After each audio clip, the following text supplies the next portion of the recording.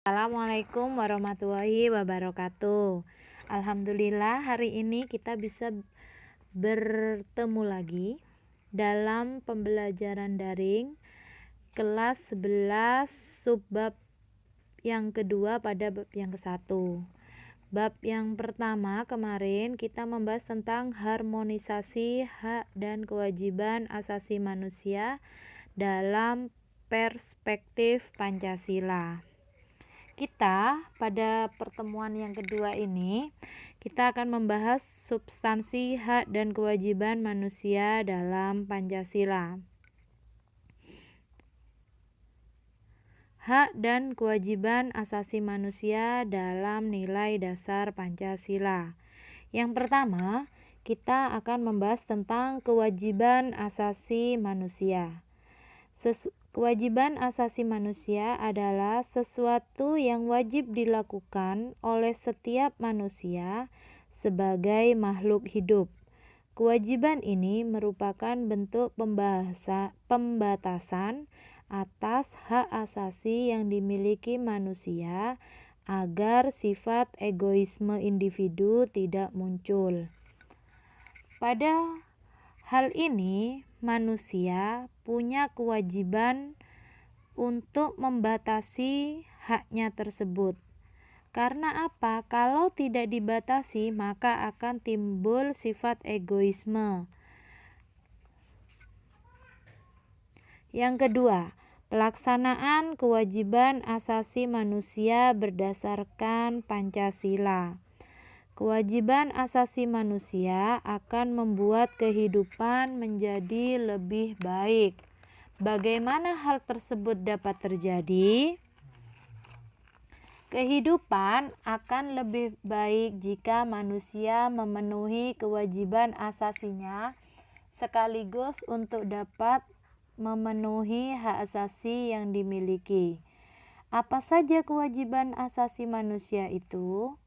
Kewajiban asasi manusia yang pertama dan yang paling utama adalah menyembah Tuhan Yang Maha Esa. Manusia merupakan hamba Tuhan yang mesti menghambakan diri sepenuhnya kepadanya dengan cara melaksanakan segala perintahnya dan menjauhi segala larangannya. Hal ini sejalan dengan sila pertama Pancasila yang berbunyi Ketuhanan Yang Maha Esa. Dalam pelaksanaan kewajiban ini, kehidupan akan lebih baik jika manusia memenuhi kewajiban asasinya sekaligus untuk dapat memenuhi hak asasi yang dimilikinya. Tadi sudah dijelaskan apa saja kewajiban asasi manusia itu. Selanjutnya kita akan membahas per sila dari sila Pancasila yang berhubungan dengan hak asasi manusia itu. Yang pertama, sila ketuhanan Yang Maha Esa. Yang pertama, percaya dan takwa kepada Tuhan Yang Maha Esa. Setiap manusia wajib percaya dan wajib bertakwa kepada Tuhan Yang Maha Esa. Yang kedua, hormat menghormati dan bekerja sama antar pemeluk agama dan penganut kepercayaan yang berbeda-beda. Meskipun berbeda-beda agama, kita harus tetap saling menghormati dan bekerja sama, sehingga terbina kerukunan hidup. Yang ketiga, saling menghormati kebebasan menjalankan ibadah sesuai dengan agama dan kepercayaannya masing-masing. Kita, meskipun berbeda-beda agama, kita harus tetap menghormati orang yang beragama lain untuk melaksanakan ibadahnya. Begitu juga dengan orang tersebut, mereka harus bisa menghormati kita. Yang D, tidak memaksakan suatu agama dan kepercayaan kepada orang lain. Kita tidak boleh memaksakan seseorang untuk menganut agama yang kita anut atau memaksa dia untuk percaya, karena itu merupakan hak asasi dari masing-masing individu untuk percaya kepada agama dan kepercayaannya masing-masing. Yang kedua, sila kedua yaitu sila kemanusiaan yang adil dan beradab. Yang A, mengakui persamaan derajat, hak, dan kewajiban antar sesama manusia. Kita harus bisa mengakui persamaan derajat. Kenapa? Derajatnya manusia itu hanya yang membedakan adalah amal dan perbuatannya. Derajat kita itu sama. Tidak ada kaya, tidak ada miskin, semuanya itu sama di mata hukum terutama, dan juga hak dan kewajibannya. Yang B, saling mencintai sesama manusia. Jangan sampai ada pertengkaran, jangan sampai ada perkelahian, pemberontakan antar sesama manusia. Yang C, mengembangkan sikap tenggang rasa. Tenggang rasa itu penting antar sesama manusia. Terus tidak semena-mena terhadap orang lain, menjunjung tinggi nilai kebersamaan, berani membela kebenaran dan keadilan, mengembangkan saling menghormati dan bekerja sama dengan bangsa lain sebagai bagian dari seluruh umat manusia. Yang ketiga, sila persatuan Indonesia. Contoh yang pertama, penerapannya kewajiban yaitu menempatkan kesatuan, persatuan, kepentingan dan keselamatan bangsa serta negara di atas kepentingan pribadi dan golongan. Jadi, segala hal yang berhubungan dengan negara itu merupakan yang pertama di atas kepentingan pribadi dan golongan. Yang B, rela berkorban. Rela berkorban ini tentunya demi kepentingan bangsa dan negara. Tadi sudah dijelaskan kepentingan negara itu nomor 1 di atas kepentingan pribadi dan golongan. Yang C, bangga menjadi bangsa Indonesia dan bertanah air Indonesia. Kita sebagai bangsa Indonesia itu harus bangga terhadap bangsa Indonesia. Karena apa? Karena para pahlawan telah berjuang mati-matian agar Indonesia ini merdeka. Kita sekarang tinggal mempertahankan kemerdekaan tersebut agar Indonesia tetap merdeka. Dan contoh yang lainnya, memajukan pergaulan demi persatuan dan kesatuan bangsa yang berbineka tunggal ika. Jadi kita kalau berteman jangan hanya yang satu suku.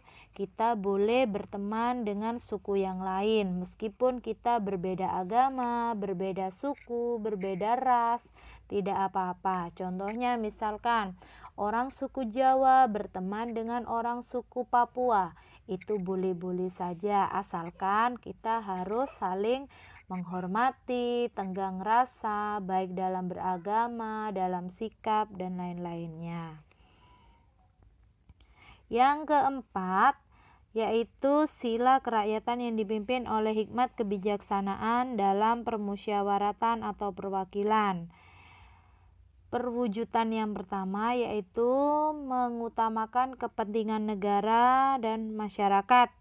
Di sini tidak saya cantumkan, yang saya cantumkan adalah tidak memaksakan kehendak pada orang lain. Kita tidak boleh memaksakan kehendak kita atau kemauan kita kepada orang lain. Misalkan dalam musyawarah, contohnya dalam pemilihan ketua kelas. Apabila kita sudah punya hak pilih, kita harus bisa menghormati apabila yang kita pilih tersebut tidak menjadi pilihan orang lain. Kita harus bisa memahaminya. Karena apa? Karena kita tidak boleh memaksakan kehendak pada orang lain. Karena itu termasuk salah satu pelanggaran hak asasi. Yang kedua, yang B, melaksanakan musyawarah dengan kekeluargaan. Jadi segala masalah itu harus dimusyawarahkan dan dengan semangat kekeluargaan. Terus melakukan musyawarah dengan akal sehat dan hati nurani yang luhur. Mempertanggungjawabkan keputusan musyawarah secara moral kepada Tuhan. Kita dalam bermusyawarah itu tidak hanya bertanggung jawab pada anggota musyawarah, tetapi hasil dari musyawarah itu juga harus bisa kita pertanggungjawabkan pada Tuhan kita. Dan sila yang kelima, sila keadilan sosial bagi seluruh rakyat Indonesia. Yang pertama, bersikap adil. Kita harus bisa bersikap adil dimanapun dan kapanpun dan kepada siapapun. Yang B, menjaga keseimbangan antara hak dan kewajiban. Kita meskipun mempunyai hak, kita juga wajib melakukan kewajiban. Jangan sampai berat sebelah. Jadi kita harus bisa menjaga keseimbangan antara hak dan kewajiban. Contoh yang lainnya, menghormati hak-hak orang lain, tidak melakukan perbuatan yang merugikan kepentingan orang lain, menghargai hasil karya orang lain, dan bersama-sama mewujudkan kemajuan yang merata dan berkeadilan sosial. Tadi sudah kita bahas tentang substansi hak dan kewajiban asasi manusia dalam Pancasila, yaitu sila pertama sampai sila kelima. Kita juga membahas tentang kewajiban kita sebagai manusia. Itu tadi. Sekarang setelah mempelajari materi di atas, sebagai siswa, bagaimana cara kita menjalankan nilai praksis Pancasila dalam hak dan kewajiban asasi manusia? Jawabannya silahkan ditulis di buku PKN dan diberi keterangan tugas daring bab 1 sub 2. Jika masih belum mengerti, silahkan menghubungi guru PKN-nya masing-masing dan silahkan bertanya tentang apa yang tidak dipahami.